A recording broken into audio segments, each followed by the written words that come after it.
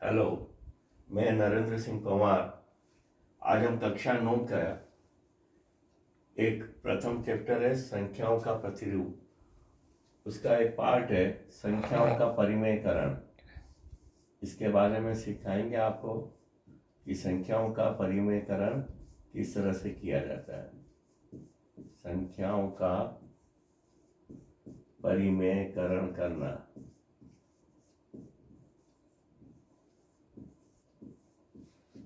परिमेयकरण करना जैसा कि हमने इस पाठ में पहले पढ़ा हुआ है, ऐसी संख्याएं जिसे p बटा क्यू के रूप में लिख सके वो परिमेय संख्या कहलाती है, और जो p बटा क्यू के रूप में नहीं लिखी जाती उसको अपरिमेय संख्या कहते हैं।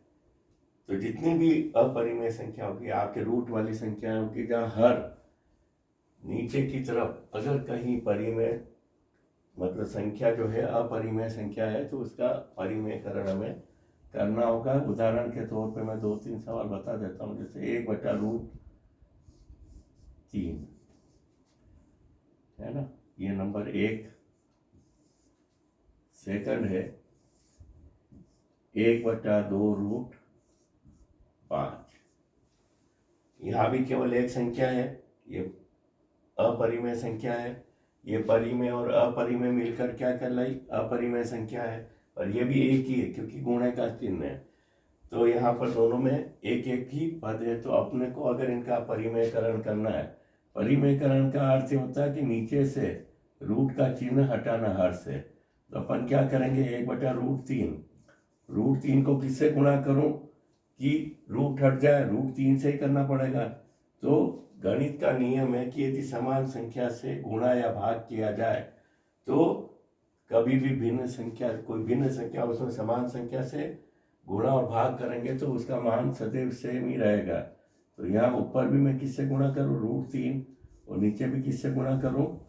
√3। √3 इंटू 1 कितना हुआ? √3, और √3 को √3 से गुणा किया 3। ये हो गया आपका आंसर। इसको आप अगर चाहें तो 1/3 और √3 इस रूप में भी लिख सकते हैं। यह हुआ परिमेयकरण। अगला देखेंगे अपन। मान लीजिए b है 1/2√5। अब यहाँ पर केवल √5 को हटाना है ना, यहाँ रूट हटाना। तो √5 को किससे गुणा करो कि रूट हट जाए, है ना? तो √5 से करना पड़ेगा। तो इसको क्या लिखेंगे? 1/2√5 इंटू √5 बटा √5। √5 को 1 से गुणा किया, √5 बटा 2 इंटू √5 इंटू 5 कितना हो गया? 10। ये हुआ 1/10√5। यहाँ अगर आप चाहें तो √5 बटा क्या हो गया? 10। यह हुआ जहाँ हम केवल एक ही संख्या है और उसका परिमेयकरण कर रहे थे। अब मान लीजिए संख्या एक के लिए 2 पद हो गए, तो उसका परिमेयकरण कैसे करेंगे? यहाँ थोड़ा सा हम समझ लेते हैं।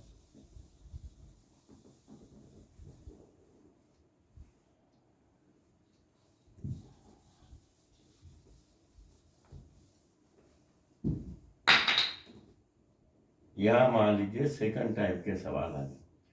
1/2 प्लस √3, ये फर्स्ट हो गया।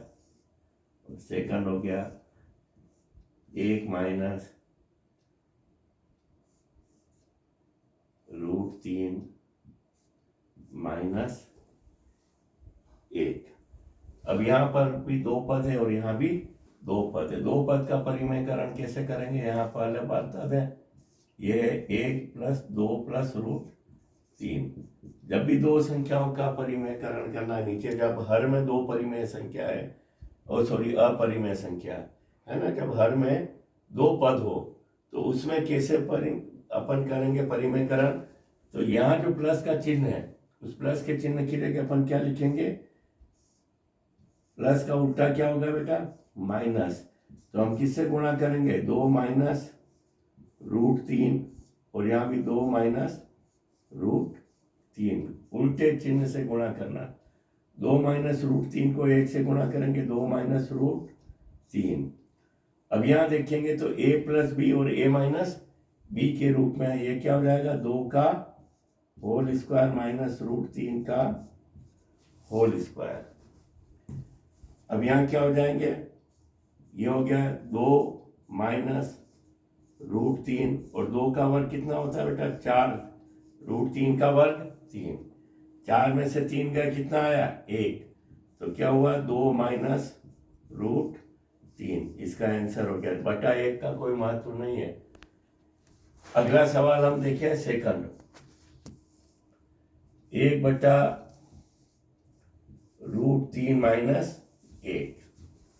अब यहां देख लें आप, ये सवाल किस तरह से होगा, यहाँ माइनस है तो अपन क्या करेंगे, दोनों के बीच में माइनस का चिन्ह है, माइनस का उल्टा प्लस, तो यहाँ रूट 3 माइनस 1 इंटू इसकी और किससे गुणा करेंगे, रूट 3 प्लस 1, रूट 3 प्लस 1 गुणा करेंगे ऊपर, तो रूट 3 प्लस 1, ये हुआ रूट 3 का होल स्क्वायर माइनस 1 का स्क्वायर। अब यहां देख लें, ये हो गया रूट 3 प्लस 1 और यहाँ क्या हुआ, रूट 3 का वर्ग 3 माइनस 1, रूट 3 प्लस 1 बट्टा क्या हो गया, 3 में से 1 गया 2। आशा है आपको अपरिमेयकरण में कहीं कोई दिक्कत नहीं आएगी। मैं आपको 1-2 सवाल होमवर्क के लिए दे देता हूँ, और इस वीडियो को बनाते समय, क्योंकि अभी मैंने पुनः आजकल में ही शुरू किया है वापस से वीडियो को बनाना, आप लोग मेरे चैनल को ज़्यादा से ज़्यादा लाइक करें, सब्सक्राइब करें, शेयर करें।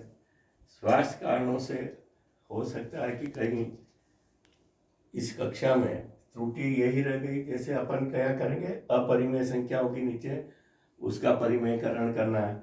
सिंगल में कोई दिक्कत नहीं, डबल में क्या करेंगे, नीचे जो चिन्ह है उसका उल्टा लगता है हमेशा, प्लस हो तो माइनस कर देते हैं, माइनस हो तो प्लस। अब आपको 2-4 सम में दे देता हूँ प्रैक्टिस के लिए, तो आप उसको करिए, और कल हम पुनः एक नए तरह के सवालों को लेकर